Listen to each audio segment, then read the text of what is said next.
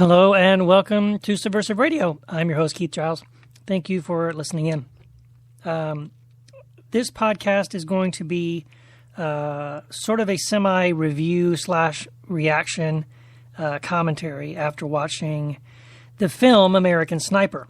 There's been a whole lot of chatter, if you've been online, Twitter and Facebook and blogs, etc., of people both defending the film and Chris Kyle, the subject of the film, who was supposedly the most lethal sniper in, I guess, during the war in Iraq. But also, people supporting him as well as kind of trashing him and the film, or at least criticizing the film and criticizing Chris Kyle for various reasons. And so I wanted to just kind of offer my reaction. And I have read a lot of these articles and blogs, and I have shared several of them on my Twitter and Facebook pages. And I've had conversations with people about the subjects that it brings up, which I've been talking about anyway. I've been talking about violence, nonviolence, following Jesus into the direction of proactive, preemptive love as compared to a nationalism that supports and applauds and justifies war, just war theory, and all those kinds of things. So, but I wanted to wait until I had actually seen the film myself. So I had some time this afternoon, and I just only a few hours ago returned from seeing the film. It's all very fresh in my mind, and I wanted to just give you some things off the top of my head, kind of impressions and things that I had, the kind of things I feel like the movie stirred up in me. Okay, so honestly, I guess what when I saw the film and walked out of the theater and got in my car to drive home, these are the thoughts that were just kind of running through my mind. I was raised from the youngest I can remember, some of my earliest memories, really raised by television. And then raised, my entertainment was television. And when I grew up, by the time I was old enough to actually watch and understand what I was looking at, probably late 60s, early 70s, all my heroes had guns. Matt Dillon and Gunsmoke, and James West from the Wild Wild West show, and he was my favorite. And, Beretta and Starsky and Hutch and James Bond and Mannix and, everything. And I just grew up, and that's just the way it was. The good guys had a gun and the bad guys had a gun, and the good guys won because they were better with their gun and they were good and they were right. And so bad guys lost. But it was just never a thought for me. I mean, I grew up, I loved cowboys. I loved guns. I had a toy box full of guns, and I had every kind of gun. I had rifles and pistols. I had military guns to play Army. I had cowboy guns to play cowboy. I had secret agent guns to play secret agent. I even had flintlocks and muskets to play Daniel Boone and Davy Crockett. Because guns, that was just what you needed. Everywhere I went, I had a gun. I used to wear cowboy boots, and I would keep a gun or a knife in my boot all the time. We'd go out to a restaurant, I have a little toy gun in my boot. I thought I was cool, And violence, I guess, because I was raised on television and I was raised on that kind of redemptive violence, it's never bothered me. I have just never had a point in my life where I was shocked by it, offended by it. Frankly, don't understand why people do get upset about violence. Even raising my own children, I'll freely admit, we only ask them to look away from a movie we're watching if there's sex or nudity. But we never ask them to look away from violence because I've just never, it's the way I was raised. I just am realizing I've been raised on a steady diet of violence and taught to see it as it's just what you do to tell stories. I mean, it's part of our entertainment. It's part of our mythology,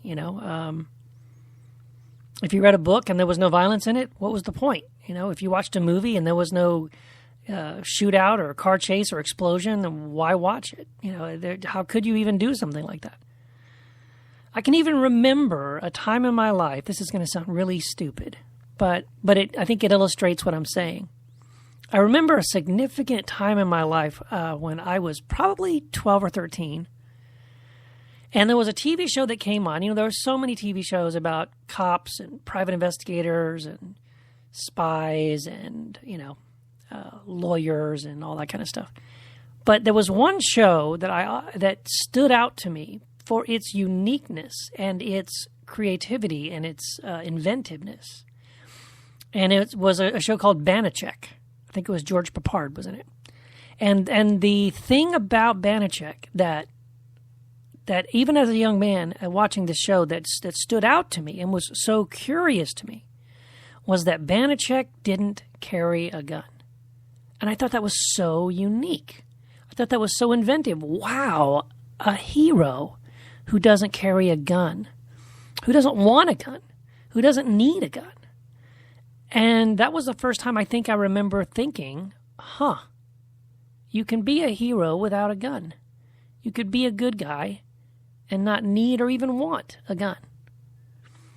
But nevertheless, I have been raised my whole life, and my whole culture has been steeped in this idea of guns. And when I got old enough to shoot, I was probably 12 or 13, I remember very vividly my dad taking me out, driving me out. We lived in Texas, so we drove out to the desert, a little place where we could get a backstop, and my dad had a .22 single-shot bolt-action rifle and taught me all the rules, from the beginning. You never point a gun at anybody. You treat every gun as if it's loaded. You never put your finger on the trigger until you're ready to shoot. You always have the gun on safety. Things like that. You sight down the barrel. You squint your eye. You beat it in. You take a deep breath. You squeeze the trigger slowly. You never jerk on the trigger. You exhale, and when you exhale, you slowly squeeze the trigger. Those kinds of things. And I remembered all of it. And I remember shooting and enjoying shooting. And as soon as I was old enough and had a job and I could raise my own money, I bought my own guns. I had a .22 automatic pistol. I had a Ruger Mark II 22 pistol that was accurate, the most accurate gun I ever fired in my life. I had a Winchester Defender shotgun with a riot barrel and a pump action and a pistol grip. I had a Browning high-power 9mm pistol with Packmeyer grips. And in fact, I think the beginning of the end, the beginning of the breaking down of that mythology for me was when I met Wendy, and I was in college. And I knew she was the one I loved, and I knew she was the one I wanted to marry. And I saw in her a love and a compassion for other people that I wished I had. I didn't have it, and I wanted it. And I knew there was something that I needed to be near her and around her for that to rub off on me. And I remember going and selling that Packmeyer grip 9mm Browning high-power pistol. Brand new. I bought it brand new. I paid over $500 for that thing. Sold it, and I think to the dollar when I went to go buy Wendy's engagement ring. That's what I sold that gun for is exactly what it cost to buy that engagement ring. And that was, to me, was the beginning to shed that mythology of redemptive violence. This idea that if we just kill enough people, we can make the world a better place. And I began to doubt that. I began to see that maybe that wasn't true. And it's taken a long time for me. I've been married 25 years. It's only been in the last 10 years or so that I think I've really aggressively begun to take seriously what it means to follow Jesus, to take seriously the implications of Jesus' words that what credit is it to me if I only love those who love me? That everyone does that, pagans, unbelievers do that, but that followers of Jesus, people who are transformed by his love others with that same transformational love, with the hope that they might also be transformed. So what does all this have to do with American Sniper? Well, as I sat there in the theater, hearing people around me cheering and clapping, shouting out at the screen, urging Chris Kyle to pull the trigger to kill the 9-year-old kid with a grenade. Kill him! Shoot him! Shoot him! Or cheering, clapping, applauding spontaneously when the bullet, slow motion, flies through the air and blows apart the head of the evil sniper from the Iraqi side. And the applause that broke out at the end when the American flag is playing and taps. The American flag is waving and taps is playing, and people are saluting, and that whole rah-rah nationalism, America is God's nation. And it's, I don't buy it anymore. I don't believe it anymore. But I was in a room full of people tonight who definitely did. And I can understand why they do, because that's how I was raised. And if Jesus hadn't stopped me and changed me and turned me around, I would have been standing and cheering right along with them. So, this movie, on the one hand, if you could take a step back, I think, and just say, I think because it's about a real person, and it's about a real event, and events, and real people, and a real place, and something that really happened, that our government really did, and our soldiers actually participated in. It's the reality of it that makes it difficult for me to accept and just say, well, that was awesome, dude. 12-year-old me, 15-year-old me, even 20-year-old me would have said, what a kick-ass movie.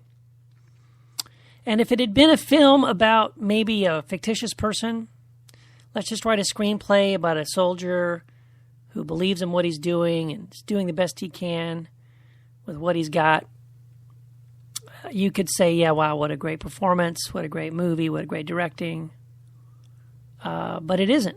It's a real person. It's a real story, real people, real human beings, both sides of the war. And it definitely makes an impact on you. It just doesn't, I don't believe it makes all the impacts it should in the ways that it should or could. There's a couple of places in the film. In fact, right at the beginning, it's the very, very kind of opening sequence of the film, where I feel the film participates in the same propaganda that its director, Clint Eastwood, has said he wanted to expose. And so I disagree with, I don't believe him. I believe he actually made a film that caters to and panders to the American propaganda, that we're the good guys. And that whatever we do, because we do it, it's good. And that the bad guys, whatever they do, because they're savages, we've dehumanized them. That's evil. There's a scene at the beginning where we see it's a flashback sequence, we see a very young Chris Kyle being taught by his father how to hunt. He makes his first kill as a young man, kills a deer. And then we flash forward the very next scene, and Chris Kyle with his brother, his younger brother, and his mom and dad are sitting in a church service, hearing the pastor give a sermon. And young Chris Kyle reaches forward and sees a little blue, pocket-sized Gideon New Testament in the front there next to the hymnals, and he picks it up and he puts it in his pocket, and he keeps it. And he keeps it the entire movie. You see him, even as an adult, he's got it stuffed in his... you never see him reading it, but he's got it, he's carrying it. And the scene after that is his father, Chris Kyle's father, giving a lecture to his two boys, saying that there are three kinds of people in this world. There are sheep, the people that are too weak to stand up for themselves. There are the wolves, the bullies, who prey upon them. And then there are sheepdogs, who are strong enough and tough enough to protect the sheep from the wolf. And this is told in such a way, when you juxtapose it with a church building, a pastor preaching a sermon, a New Testament Bible being picked up by a small child and put in his pocket, a father talking to his sons about sheep and wolves, that the assumption is that what is being said is part of the Christian story, and it's woven into the fabric of the American story, and that America is the sheepdog. There are sheep and there are wolves. Now, sheep, of course, are good, and wolves, of course, are evil and satanic. And sheepdogs are also good, but sometimes they need to be their dogs, so they're kind of close to a wolf. They're not quite a sheep, and not quite a wolf. They're somewhere in between. And unfortunately, with that story, not only is it wrong, and not only is it not a Christian story, the Christian story is that we are sheep. And like it or not, we're sheep. Man, we don't like that Jesus called us sheep. We want to be wolves. We want to strut. We want to put on the leather jacket, and we want to crank the throttle on our motorcycle, and we want to rum. Here we are, baby. We're here to kick some butt. But that's not who we are. That's not who Jesus was. And Jesus told us that he was sending us out like sheep among wolves. Not to be sheepdogs, but to be sheep. Not to overcome evil with evil, but to overcome evil with good. That is what we are truly called to do. And the film, of course, does dehumanize the enemy. I think back again when I was a kid, when I loved cowboys and Indians. I loved John Wayne. I loved pretending to be a cowboy, playing, cowboys and Indians with my friends. And the Indians were the savages. The Indians were the evil, inhuman. We have to dehumanize our enemies. And so therefore the cowboy was the good guy, defending his land, defending his wife, defending his children from these savage, murderous Indians who just only wanted to kill them. I don't know, because they loved freedom, or maybe because they just didn't understand our civilized ways, or what have you. But when I became an adult and I read American history, and I discovered what really happened to the Native Americans in this country, I realized the truth. And I want to go back and rewatch those Westerns again, because now I'm going to cheer for those Native Americans, because they were the heroes. They were the good guys. We were the bad guys. I would love to see them make a movie. I would love to see American Sniper, a movie made from the perspective of the Iraqi people. I would love to see a movie where the first 20 minutes we meet a wonderful, loving father with his beautiful wife and their 3 or 4 kids, and that we get to meet their kids one by one, and we get to hear about their hopes and their dreams of the future, and see them sharing meals together, laughing together, playing together, just living life as a family together. Maybe they sit down ready for their meal and bow their heads to ask a blessing, and a bomb blows up the side of their house, and American soldiers run in with machine guns and shove them up the noses of their parents, and flip over their 9-year-old son because he's a male, and tie his hands behind his back, and then take over their home for the next week, eating all of their food, taking all of whatever they want because they can, and yet call themselves freedom fighters and call themselves liberators. Because that's the movie I'd like to see, and that's the movie I would like for the American people to see. I don't expect we're going to see that movie, and if we did, I don't think it would be as well received as American Sniper was. But we've always done that. My whole life I've been told that. I was told the Native Americans, the Indians, were the bad guys. I was told later on in my life that the black people, they were the bad guys. They were the Mexicans. Black people, they're shifty, and they'll lie to you and lie to your face. All of them carry a razor blade. They'll cut you if they can. They'll steal from you. You got to keep your eye on them all the time. Mexicans are lazy. They'll do everything they can to get out of work. My whole life I was told these things. And now, of course, it's Muslims. Muslims, their religion teaches them to hate Christians. Their scriptures tell them to kill people. It's a hateful, murderous religion. All of them are hateful. All of them are evil. They're all savages. That's what we're told in American Sniper. They're savages. But let me tell you what I've learned. I have had Muslims in my home joining us in our house church. I've eaten at table with Muslims, and they're just like me. And I've met Mexican people. I grew up with them. You know what? They're just like me. I met black people. They're just like me. and Native Americans. They're just like me, and they're just like you. We're all human beings, and none of us are savages and monsters. Now, we are, if that's all we to tell ourselves, because it makes it easier to blow them up and shoot their children and destroy their homes and take what we want and exploit their resources. I tell you what, this movie, if there's some good things I could say about it, I think there are some good things about the film. I do think the film at least attempts to address the fact that there is such a thing as post-traumatic stress disorder, although we really don't see it. We see the effects of it, but we really don't see that Chris Kyle made much progress in that area. We see him making a little bit of progress, but we don't really see how, and we don't really get any sense of how we are supposed to help veterans who have post-traumatic stress disorder. And I want to say also that I've heard some people say that, well,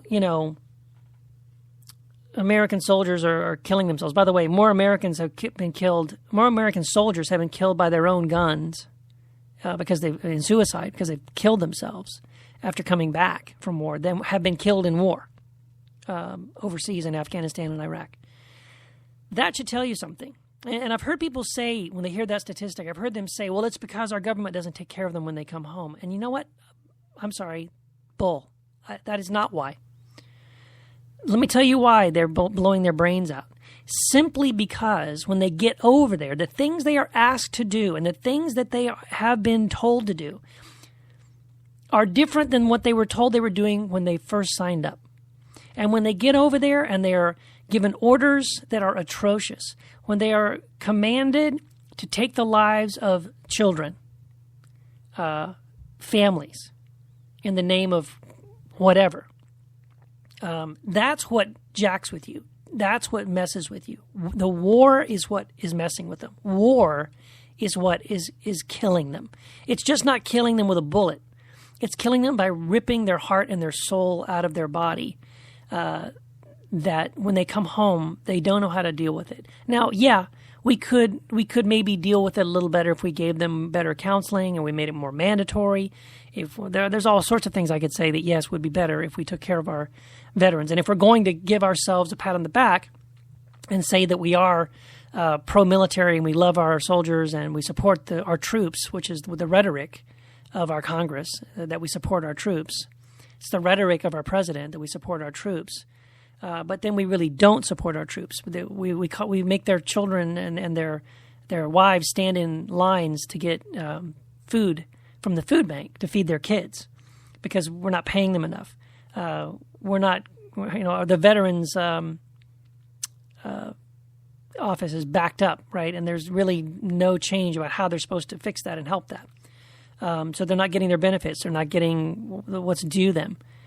We really, let's fix that. If we want to say we really support our troops, then let's do that. I agree with that. Yes, let's actually do that if we're going to say we support our troops.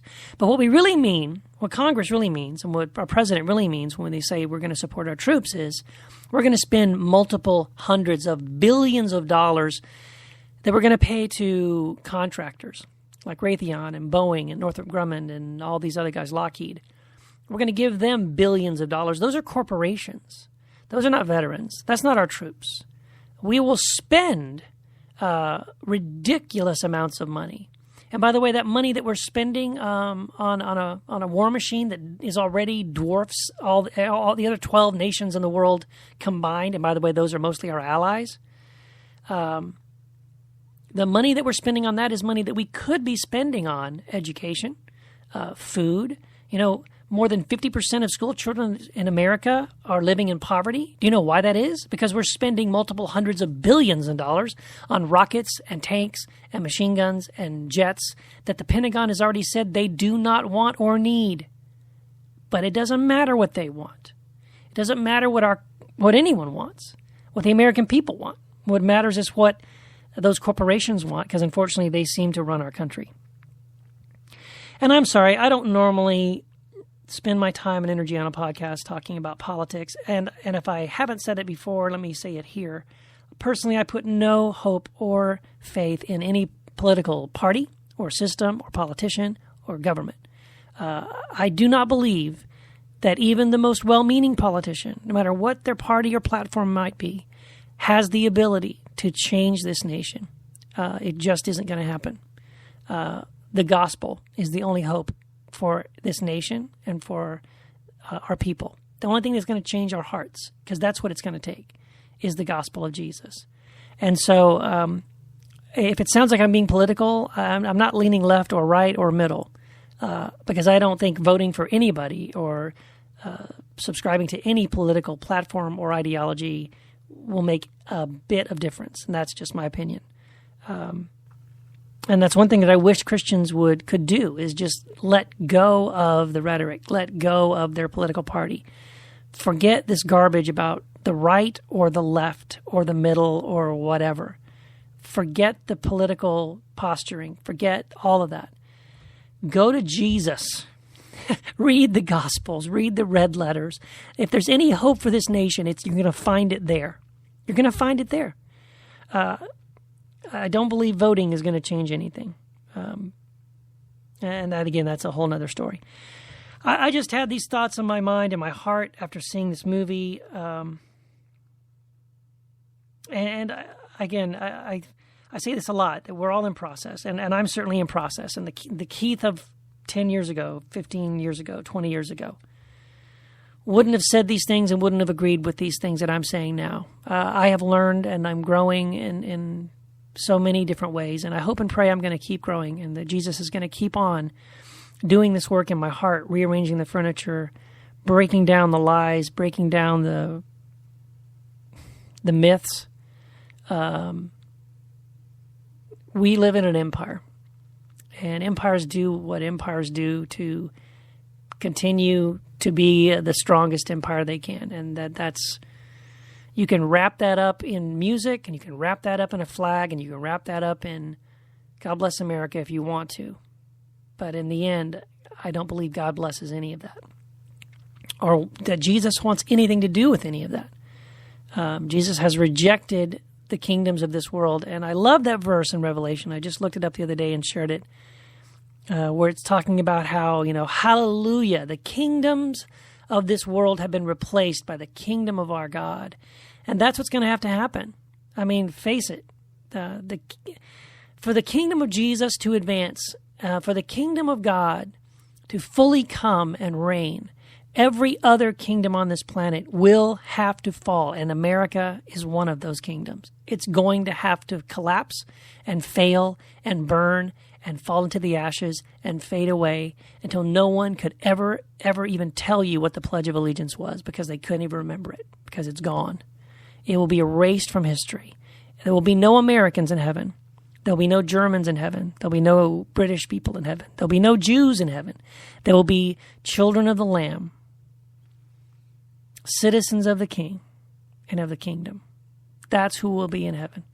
There'll be one holy nation. And we will no longer speak of or remember those fallen, failed, man-made kingdoms and nations of this world, because I believe at least then we will finally see that none of them meant anything.